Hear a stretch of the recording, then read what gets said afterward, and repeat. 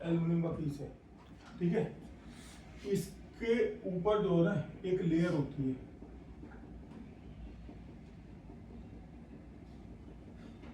इस तरह से एक लेयर होती है, पूरी भरी रहती है, मतलब हल्की नहीं होती है, पूरी जो है ना पूरा इसको कवर की करे हुए होती है। इसको बोलते हैं ऑक्साइड लेयर।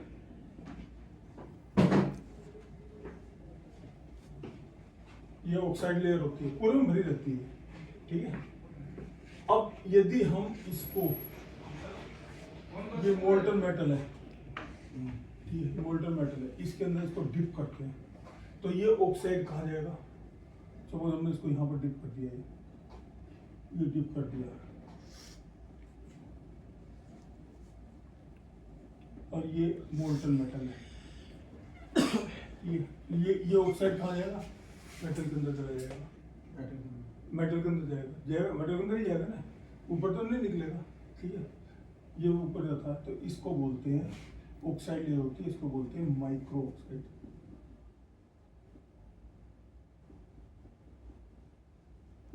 ठीक है, ऑक्साइड दो तरह के होते हैं, तो माइक्रो होता है, एक होता है मैक्रो।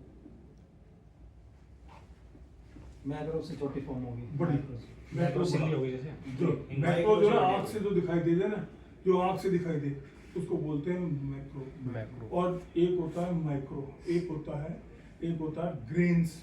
ग्रेन जो है वो भी आँख से नहीं दिखाई देते, और जो माइक्रो होते हैं ना, माइक्रो ये सिर्फ माइक्रोस्कोप से ही दिखाई देते हैं, वो वैसे दिखाई भी नहीं देंगे। अब जब इसके अंदर ये डाला तो डालने के इसको मेटल को इसके अंदर डाल दिया तो ये जो माइक्रो ऑक्साइड जो है ना, ये हटके इसमें आ जाएंगे, मेटल के अंदर आ जाएंगे, ठीक है। तो इसको बोलते हैं माइक्रो इंक्लूजन, ये ड्रॉस आया, इनको बोलेंगे माइक्रो इंक्लूजन। जब ये माइक्रो इंक्लूजन एक साथ तो 2 4 5 7 इकट्ठे हो जाते हैं तो इसको ये बन जाता है मैक्रो। और ये मैक्रो जो है हल्का होके, हल्का होता है, हल्का होके ये ऊपर आ जाता है, और ये एल्युमिनियम के साथ में लिपट के ये बना देता है ड्रॉस। इतनी बात समझ आ गई? कोई डाउट है इसमें? नहीं, ये तो बनता ही है, तो चाहे दुनिया का कोई भी एल्युमिनियम उठा लो, कैसा भी उठा लो, ये तो है ही है।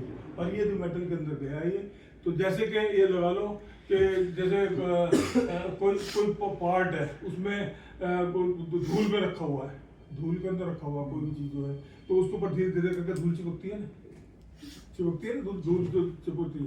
और एक बार क्या होता है कि वो पूरे को पूरे जो सब्सटेंस है, जो भी चीज है, उसको पूरे को कवर कर लेती है धूल, मतलब पूरे का पूरा जो है ना ढक लेती है। और जो आगे जो रोक होती है, रोक वगैरह भी जो है उसको भी ढक लेती है। अब वो जो धूल तो है, और धूल को पानी के अंदर डालेंगे तो क्या होगा, धूल अलग हो जाएगी, और वो जो रोक है या कोई भी सब्सटेंस है वो अलग हो जाएगा। तो वो जो धूल जो है ना, वो इस मेटल के अंदर आ जाती है, मतलब ऑक्साइड जो है इसके अंदर आते हैं, इसको बोलते हैं मैक्रो ऑक्साइड, माइक्रो ऑक्साइड, ठीक है, ये माइक्रो ऑक्साइड होते हैं। अब हम लोग क्या करते हैं कि हम जो है ना फिल्टर कर रहे हैं, जाली है, जाली से फिल्टर कर रहे हैं। अब फिल्टर जो कर रहे हैं ना, फिल्टर से क्या हुआ कि ये तो जो है ना, ये तो यहाँ रह गया, लेकिन जो माइक्रो थी वो क्या हुआ, नीचे निकल गई नीचे, ठीक है। तो नीचे निकल जाएंगे, वो इस जाली से थोड़ा रुकेंगे, वो तो नीचे निकल जाते हैं। तो इसीलिए जो है ना, जो ये माइक्रो जो है ना, ये इसके अंदर आ जाते हैं, जो मेटल के अंदर आके, और यहाँ से ये सिल्ली के अंदर चले जाते हैं ना, ये फिर आगे सिल्ली जो है मेल्ट हुई, तो मेल्ट होने के बाद में ये क्या हुआ कि ये इसके अंदर जो है ना विजिबल हो जाते हैं, और ये विजिबल होने के बाद क्या करते हैं, ये हार्ड हो जाते हैं, मतलब एक तरीके से उसको जो है मेटल को कठोर बनाते हैं। कोई भी दुनिया का मेटल जो है ना, तो कोई भी हार्ड नहीं होता, यदि उसके अंदर इम्प्योरिटी मिलती रहेंगी ना, जितनी ज्यादा इम्प्योरिटी मिलती रहेंगी ना, वो उतना हार्ड होता चला जाता है। तो ये क्रैकनेस की प्रॉब्लम आती है, क्या नाम से जो है इसकी जो प्रॉब्लम आती है, हार्ड स्पॉट की प्रॉब्लम आती है, तो ये प्रॉब्लम जो है सारी यहीं से जनरेट होती है। अब ये बोलो कि ये हमने, अब हर एक चीज की रिमेडी तो है ही है, हर एक चीज की रिमेडी। जो मैक्रो ऑक्साइड है उनका तो मेथड है फिल्ट्रेशन, और जो माइक्रो है इनका क्या है कि इसके अंदर जो ना हम करते हैं डिफ्लक्सिंग करते हैं, फ्लक्स लगाते हैं, फ्लक्स फीडर। फ्लक्स फीडर से फ्लक्स लगाते हैं ना। ये जो जो माइक्रो है, इसको रिमूव करने के लिए केमिकल प्रोसीजर है,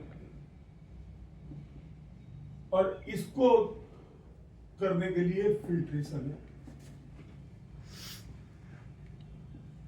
कई बार कहते हैं ना कि यार हम तो फिल्टर कर रहे हैं, उसके बाद ये हार्ड स्पॉट आ रहे हैं, हम तो फिल्टर कर रहे हैं, मेटल फिर भी हार्ड बन रहा है।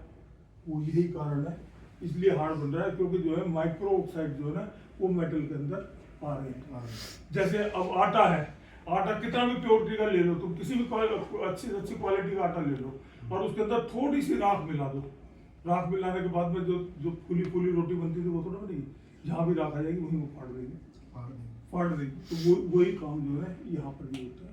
तो इसके अंदर क्या होता है कि जब हम इसके अंदर फ्लक्स फीडर इंजेक्ट करते हैं तो इसमें केमिकल प्रोसेस होता है। अब वो केमिकल प्रोसेस क्या होता है कि ये दो चीज हैं, एक को बोलते हैं कवर फ्लक्स।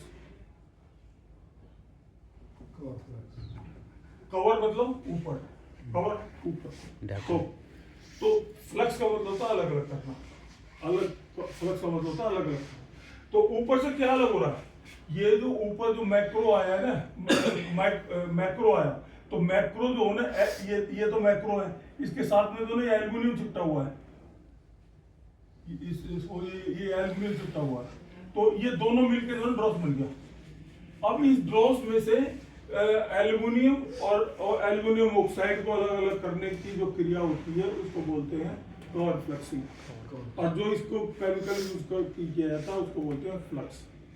आगे सुनिए, अब ये क्या करता है, ये फ्लक्स जो है ना एल्यूमिनियम से रिएक्शन नहीं करता, ये फ्लक्स जो होता है ये एल्यूमिनियम से रिएक्शन नहीं करता, ये एल्यूमिनियम ऑक्साइड के टेम्परेचर को बढ़ा देता है। अब जब यहाँ पर ये एल्यूमिनियम के टेम्परेचर को इसने बढ़ा दिया तो क्या होगा कि इसके साथ में जो एंट्रैप्ड एल्यूमिनियम है ना वो बाई ग्रेविटी नीचे आ जाएगा, और फ्लक्स जो है ना, जो ऑक्साइड जो नॉन मेट्रिक पार्ट है वो ऊपर आ जाएगा, जिसको स्कीम आउट कर देते हैं।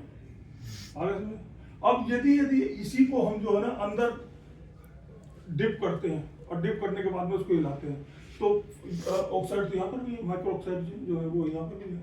वो क्या करेगा कि जो ये केमिकल जो होते हैं ना इसके, वो एल्यूमिनियम ऑक्साइड के पार्टिकल्स को के टेम्परेचर को वो इंक्रीज कर देता है, बढ़ा देता है। तो जब वो बढ़ा देता है तो क्या होता है, हल्के हो जाते हैं, हल्के होने के बाद ऊपर आ जाएंगे। जब यहाँ से ये जो है ऊपर आ गए सारे के सारे पार्ट, ये सारे ऊपर आ गए, तो यहाँ क्या होगा, क्लीन मेटल मिल जाएगा, इसे बोलेंगे क्लीन मेटल। ये क्लीन मेटल होगा, और ये माइक्रो प्लस मैक्रो ऑक्साइड हो गए, ठीक है, ये इसकी माउंट हो गई। तो ये जो मेटल हुआ ये क्या होगा, ये क्लीन हो गया, साफ हो गया, ठीक है। आगे समझे, तो अब यदि हम इसको यूज करते हैं कास्टिंग के अंदर तो कोई प्रॉब्लम आएगी नहीं आएगी, प्योर हो गई, मतलब प्योर नहीं हो गया, मतलब जो है क्लीन हो गया, इम्प्योरिटी रिमूव हो गई इसके अंदर, तो नॉन मेटलिक इम्प्योरिटी थी वो रिमूव हो गई। तो जब इम्प्योरिटी रिमूव हो गई और इसको जब यूज करेंगे तो कोई प्रॉब्लम नहीं आएगी।